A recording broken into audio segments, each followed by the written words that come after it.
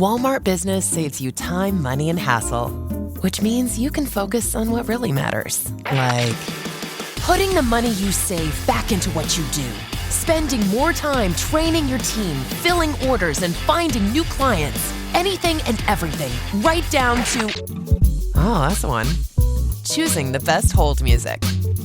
Walmart Business. It's the Walmart you love, now for your business. Learn more at business.walmart.com. This episode is brought to you by Indeed. Stop waiting around for the perfect candidate. Instead, use Indeed sponsored jobs to find the right people with the right skills fast. It's a simple way to make sure your listing is the first candidates see. According to Indeed data, sponsored jobs have 4 times more applicants than non-sponsored jobs. So go build your dream team today with Indeed. Get a $75 sponsored job credit at Indeed.com/podcast. Terms and conditions apply.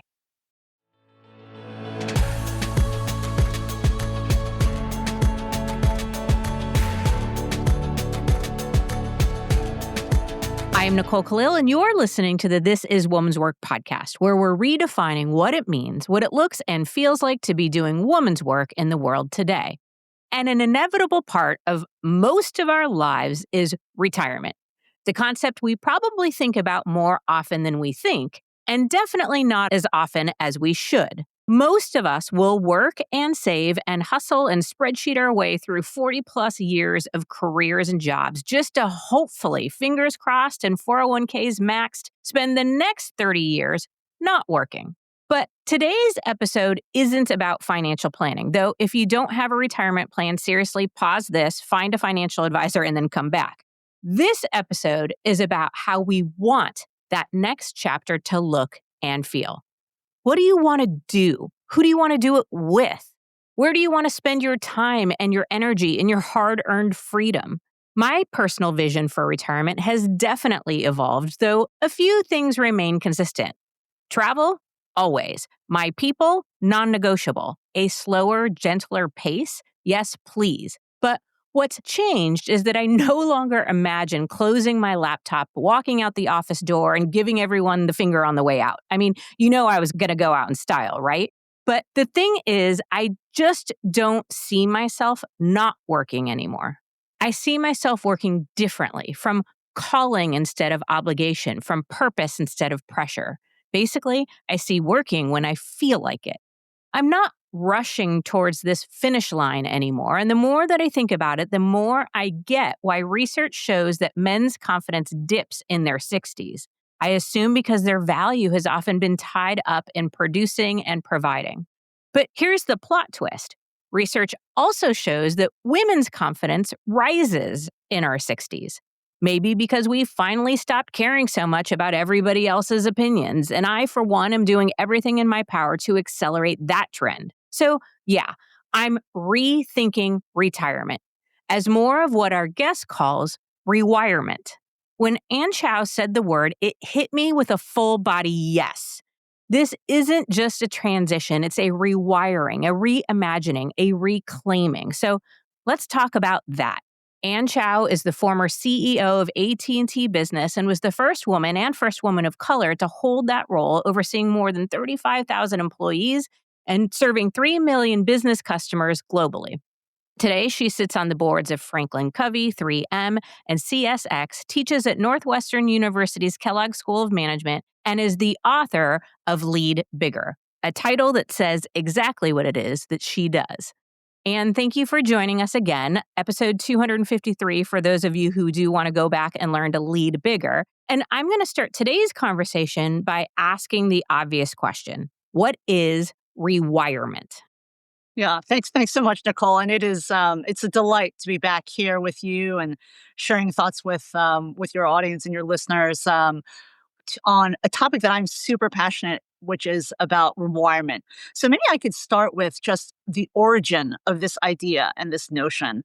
You know, I spent over 30 years in corporate America, and when I reflect back on the moment that I entered the workforce, it was just go, go, go. I graduated in May, I started working in June, and I did not stop.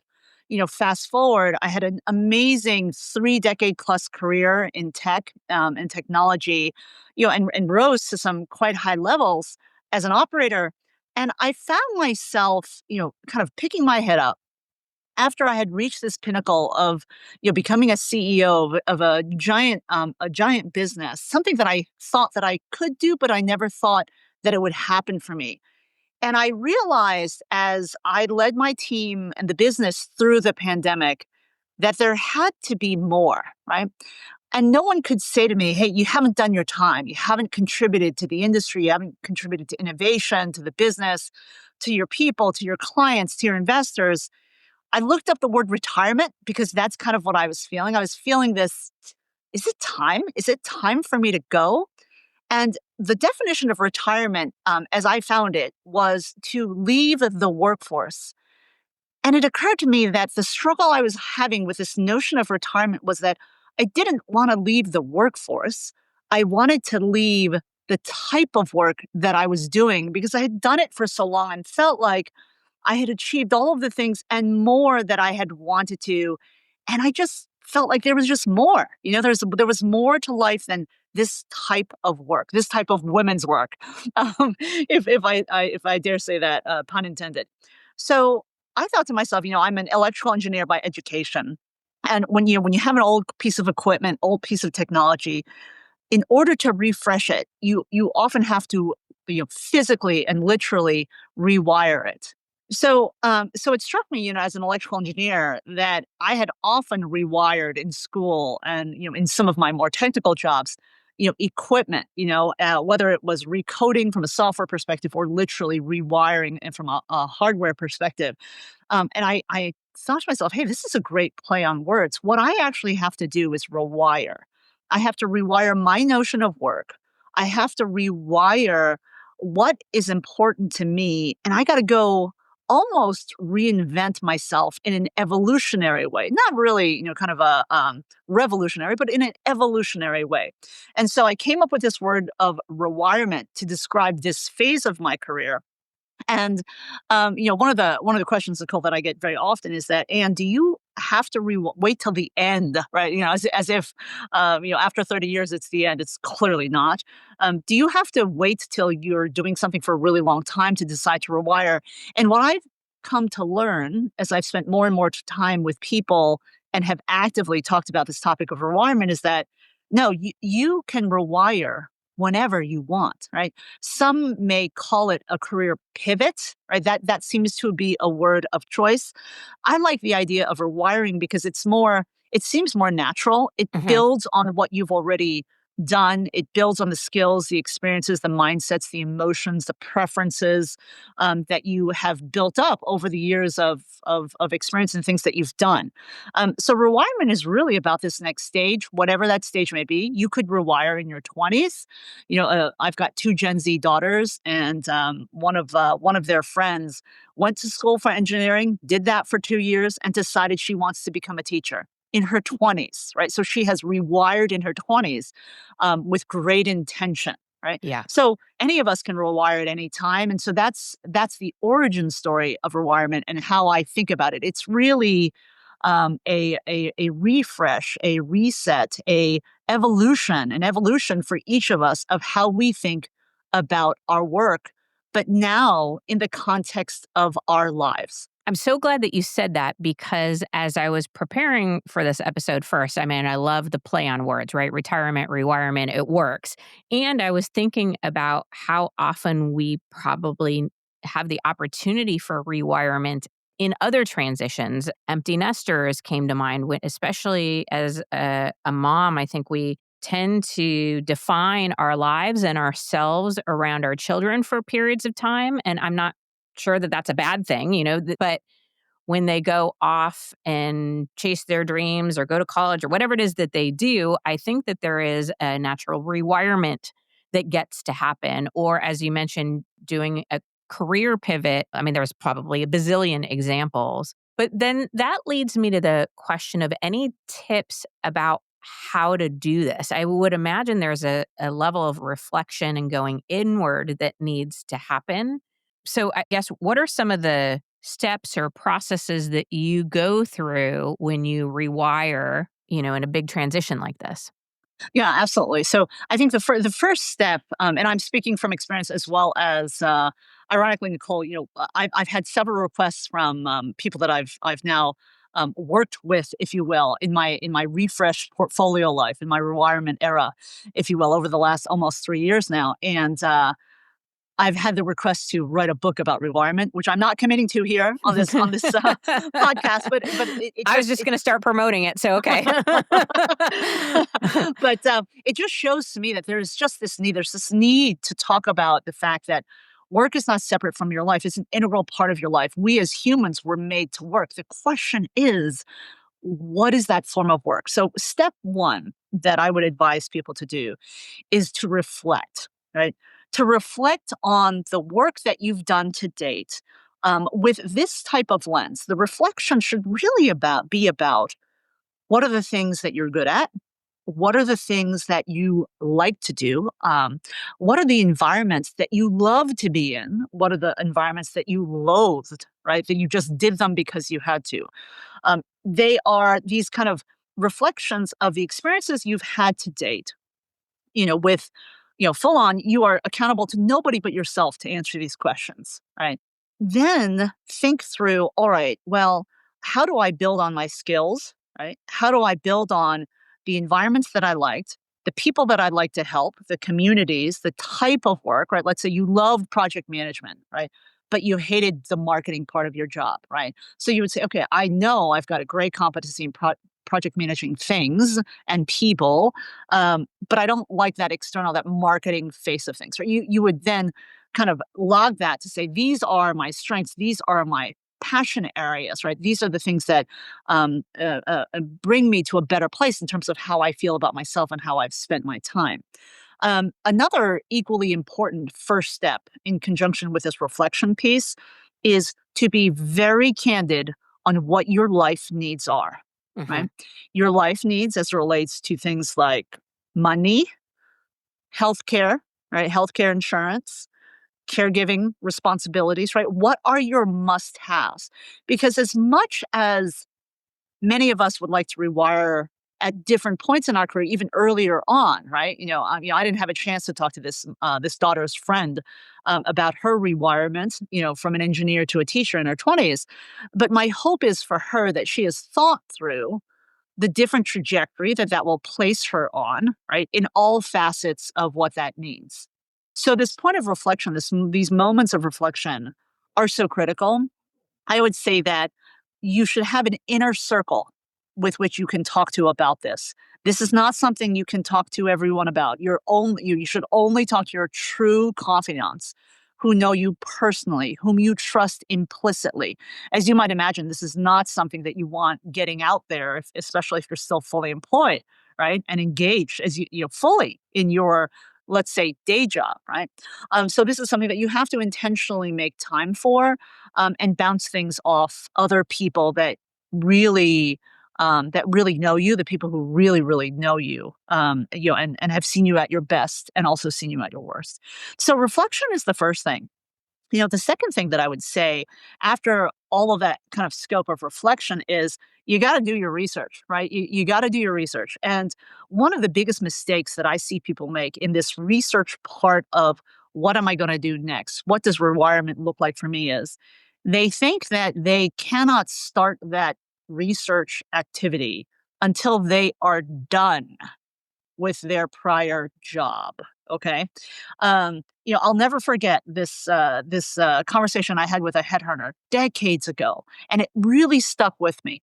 And he told me, he said, and one of the mistakes that so many executives make is that, they have these careers for decades.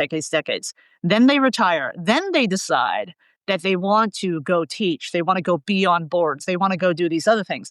But the reality is that their personal stock, if you will, is on the decline, right? And so this research part of what rewirement might be for you needs to be done while you're still in the game that you're currently playing. It's when your network is the strongest, you have the platform that you've spent years, maybe decades building for yourself, and you do your research. You do your research to assess, hey, how do I competitively stack up, right? How do I competitively stack up against other entrepreneurs who have gone into this space? How do I stack up as it relates to getting into private equity if I've come from a public company, right? How do I stack up if my aspiration is a public company board or an aspiration to go teach at my alma mater? Who has done that before, and how do their profiles and experiences compare to me, right? And so this research period of time is work, right? It's work to go and assess how could you compete. Importantly, the research part, I would say, then leads you to what I would call a planting of seeds. Right. If you've not already intentionally, then let's say your research says, hey, the way that you most effectively get on boards is to develop relationships with a couple of key recruiters, make sure that you're networked up with a bunch of existing board members, right? You've got to be honest with yourself as to, have you done those things already, right? Are you starting from a platform of strength, which with to plant those seeds and grow those seeds that will form, this beautiful array of what your rewirement could be, right? And so planting seeds is really important. Again, always easier to do if you are employed and engaged in the workforce in some way. And so that's kind of a big safety tip that I would that I would give is to make sure that you're planting those seeds and doing that networking and making those connections while you are still out there. So then the next step after that is really making that plan, right? Making that plan of transitioning. And this is such a personal thing. That trigger point, that catalyst of when you pull the trigger is really a personal decision, right? What are the things that have you believing? Have you already landed a nonprofit board? And that can be a springboard to something, right? And that timing is very personal. There's no right answer or wrong answer. There's only the answer that is circumstantial and situational to you. So then you make the decision. You make the decision to then go for it, right? Now, if I think about that first year of my rewirement, I should say, here are some of the things that I would share to watch out for and just be aware of. One is you will go through an identity crisis, especially if you were doing similar things for a very long time. For me, I had 32 plus years of, hello, I'm Ann Chow, AT&T, blankety blank, blank, blank, right? And as much as I was ready, I was so ready that I thought that it would not be an emotional kind of transition. It was very much so. It took me a couple months to get used to the fact that, hey, I'm on my own here, right? I've got no team. I've got no staff. I didn't have that identity that so many people knew me for, right? That was the thing that shaped almost who I was to so many folks out there, right? Whether it was in the community or in the business world or otherwise. So that identity shift, the more you go into it eyes wide open, I believe the better off you'll be. If you're anything like me, drinking enough water every day sounds great in theory, right up there with getting 8 hours of uninterrupted sleep and folding the laundry right away, which is why I found a smarter way to stay hydrated with Cure. Cure hydration packs are clean and simple, plant-based electrolytes, no added sugar, and just 25 calories. They hydrate better than water alone, and get this, they actually taste good. My favorite flavor is lemonade, but they have several great flavors that you can try, which make drinking water feel like less of a chore. They even have a Cure Hydration variety pack for kids. JJ uses them over long practices or tournament weekends, and honestly, I use them then too, because hauling kids around to all of their activities should qualify as a sport.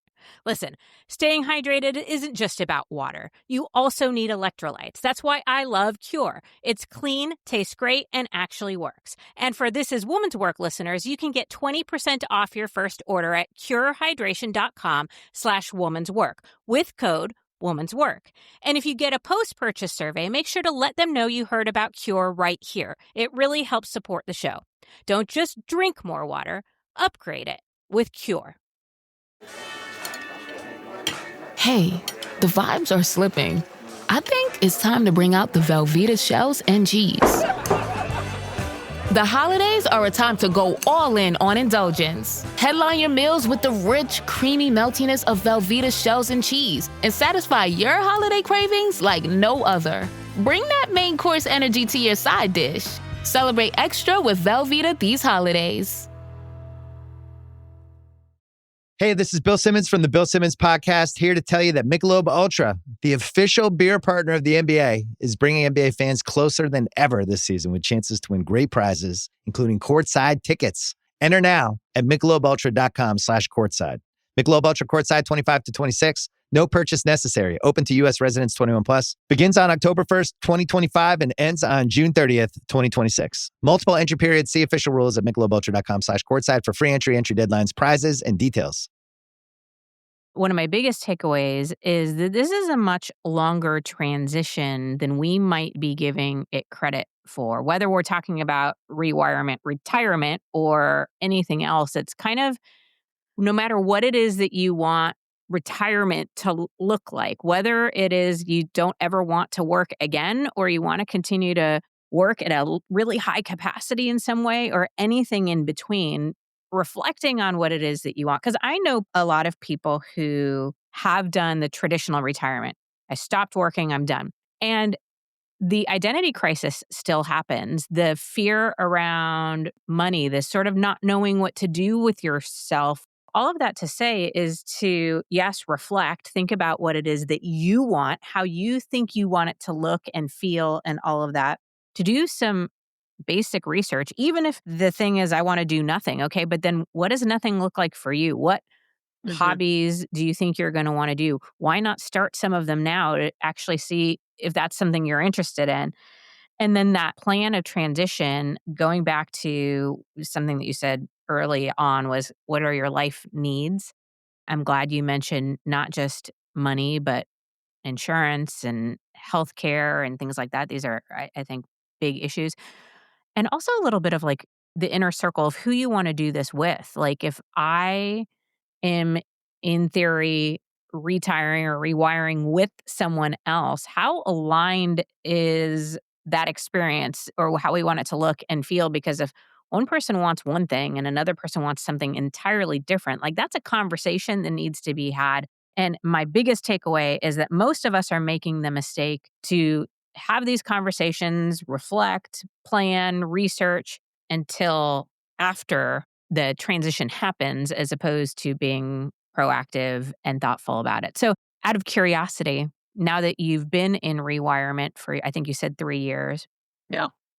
obviously it didn't look exactly the way you thought it would. I find very few things rarely do, right? Yeah. But are you happy? Are you learning new things that you didn't know before about the next transition of rewirement? Like, how is it actually going, I guess is my question. Yeah, so for me, I could not be happier. I am so grateful, and I'm so thankful for all of the different opportunities, which have presented themselves, including the ones that I've turned down, by the way, right? I'm so grateful to have had a choice, right? This word of choice, by the way, is a core theme of rewirement, right? Mhm. What is it that you choose to do with this one precious life you have, right? What is this thing that you choose to do? Which people do you choose to spend time with, as you pointed out? So for me, I'm thrilled with the portfolio that I've got between the boards, the teaching, the book, the speaking. I will confess that one of the objectives that I had in rewirement was to start taking better care of my health. And in classic form, I did not do well. That was the lowest priority I had in the first couple of years. Okay. And it showed, right? I mean, I still was working at a frenetic pace, albeit at many different things with no staff, right? So, Right. right. And no help, right, right, right. With the exception of my husband, who is now the accounting department, the IT department, the transportation department, all of those things. But this year 3, I've been, as I approach a milestone birthday next year, I've doubled down to now really try to create more space now that my portfolio is reasonably settled, for my health, right? My physical health, right? 'Cause my mental health has been quite good, right? But the physical health has always been lowest on my priorities, right? It's the thing that I sacrifice the most, I think, which is not uncommon to many women. Mhm. Um, am I still learning? Oh my gosh, yeah, I am learning so much. I mean, whether it's through the boards that I'm on, the type of preparation now that I have to do, the type of studying and familiarity that I need to do, whether it's conferences that I need to go to, things that I need to read, things that I need to try. Um, it's all sort of self. It's got to be largely self-initiated.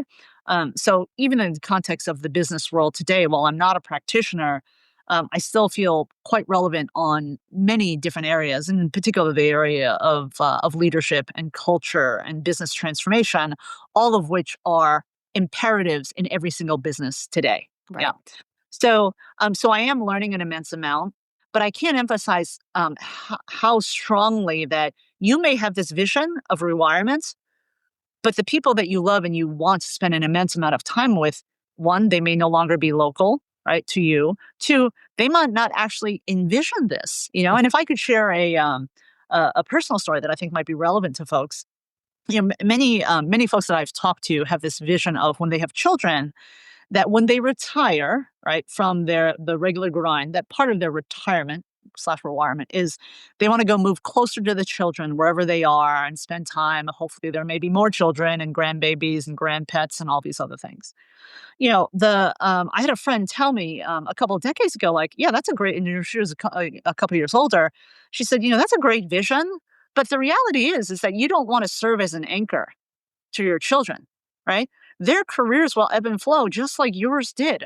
What's to say that they're not going to move around over and over and over again, right? And so that point of quote unquote settling down may be very, very different for you, right? Yeah. And one of the things that she told me, which I can absolutely validate is true from my own experience too, is that as you get older, it is harder to make friends, right? It is harder to find your people, the cohort of people where you're connected with, where you're intellectually compatible and emotionally compatible and socially compatible as well, right? It's harder to do because you no longer have the infrastructure of, let's say, your children's schools or your work environment is sort of a large work Right. environment where you're Yep. constantly out there. So this idea of building community is so important. So this idea of this dream of, hey, I'm going to go move to where my kids are. It means you are going to start all over, right? And so that has also factored into our thinking about what this could look like. There's sort of like there's no commitments to where we may be, but it's also top of mind for me.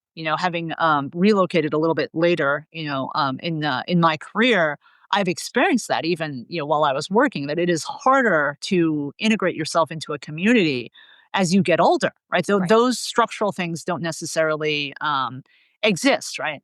And we all know people, sadly, that they've pivoted to this next phase of retirement and couples split up, right? Because they're not on the same page, right? This is actually a phenomenon I've seen with quite a few corporate executives, if you will, because they've spent most of their waking adult lives apart.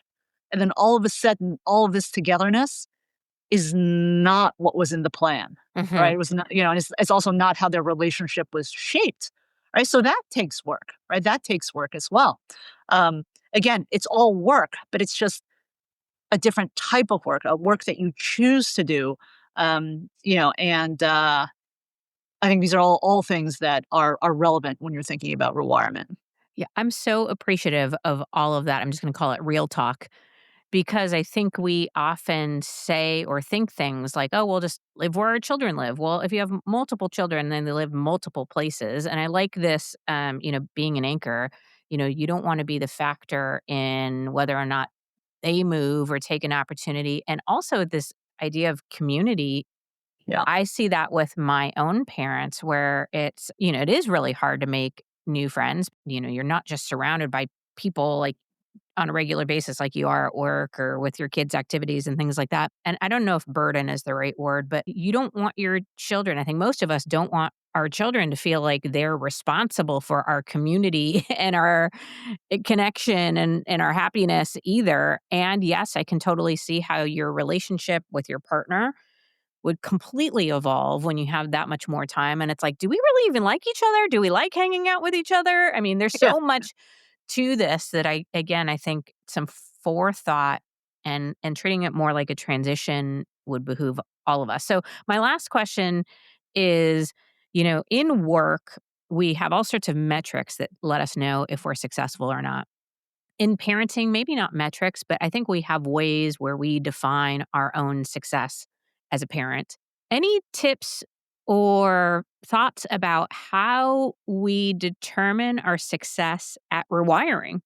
Yeah, absolutely. Okay, so I love this question, and can I confess that as a working mom, and why do we not say working dad, by the way, right? Yeah. Who was fortunate enough to be married to a person who chose together to become the primary caregiver. So my husband retired at the age of 39 to become the primary caregiver in an era where only 10% of men were stay-at-home dads, right? So he had many issues that he was dealing with, societal pressures and otherwise. And I'm grateful for the choice that we made. Um, Together around that. I used to tell him that his KPIs were the children's report card. That's like a true story. I'm kind of embarrassed by that. But what are the metrics for success in rewirement? First of all, I think a really important point that I want to make that needs to be at the foundation of all of our rewirements is that there is an immense amount of research and data, and more coming out, that says that a key to longevity is social connection and relationships, right? So this point that we just kind of ended the last part of the conversation on around community, this is priceless, right? So it is vitally important that you have this in your mind, right? That you will need to develop your own new network of community, your own new set of social connections, right?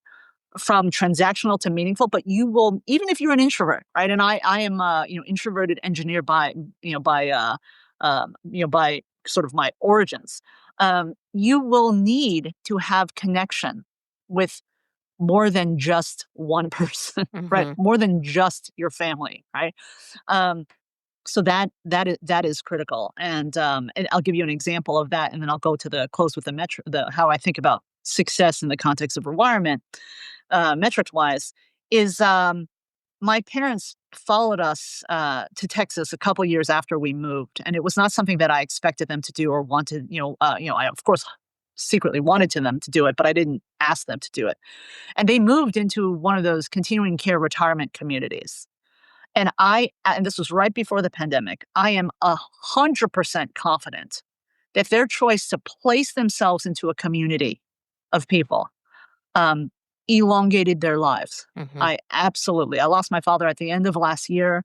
And I believe that the fact that my mother is still in that community is absolutely part of how she will continue to live, hopefully as long as she possibly can, right? Is the fact that she has built-in social connection. She's not ever alone if she doesn't want to be, right? And it is a beautiful thing of how many of these retirement communities, these senior communities, have evolved, that I would say break what some of the old paradigms of what retirement communities are about, right? So I'm a huge fan Yeah. of them from first experience. So how do you measure? How do you measure rewirement? I would say it's not quantitative, but it is all in you, right? So rewirement, if I could try to put it succinctly, is rewirement is about joy, not happiness, right? It goes beyond happiness, which can be episodic and momentary. It is about joy, which comes from inside. So how joyful is your life? Okay. The other important dimension of rewirement is fulfillment. How fulfilled do you feel, right? Which directly feeds into how much joy you're experiencing. Fulfillment is different than success and achievement, right? You can be successful and achieve a lot and meet tons of goals. You could be, buku rich, right? From a traditional standpoint, but you may not at all be fulfilled, right? And so, to me, the measurements of rewirement, is successful rewirement, is: would you characterize your life in this moment, in this era, as being joyful and fulfilled most of the time? So love that. that's how I would measure it. And that is a individual, personal, also changes, from moment to moment, to year, day to day, that only each of us know for ourselves. Yeah. And thank you for helping us rethink retirement and giving us the skill of rewirement at any stage we care to use it. So I just want to make sure our listeners can find and follow you. So the website is theannchow.com. You can also find Anne on Instagram or LinkedIn. And I do hope that if we are following you on any one of those, that we do see a rewirement book in our future, but only if it brings you joy and helps you feel fulfilled. Thank you for being our guest today. And I so appreciate this conversation, this concept, and your ongoing work. Thank you. It's been my pleasure to be with you again. My pleasure. Okay, so here's what I'm walking away with. Retirement doesn't just mean the end of something. It can be the beginning and a transition to something else. So if you're anything like me, ambitious, driven, pulled by purpose, then the idea of a full stop doesn't feel freeing. It feels foreign. But rewirement, that feels right. It makes space for the truth that who we are evolves, that our purpose can shift, that our value isn't tied to just our productivity, and that our worth doesn't expire once we stop clocking in. And we don't have to wait for a specific age or date to do any of that. Whether you're nearing or starting that transition or still decades away, this isn't just a future you conversation. It's a right now invitation to start imagining, to start rewiring, to let go of the outdated narrative that says work is who you are and retirement is when you disappear. Because we never disappear. We rewire to reflect both who you are now and who you're becoming. And all of that, my friend, is woman's work.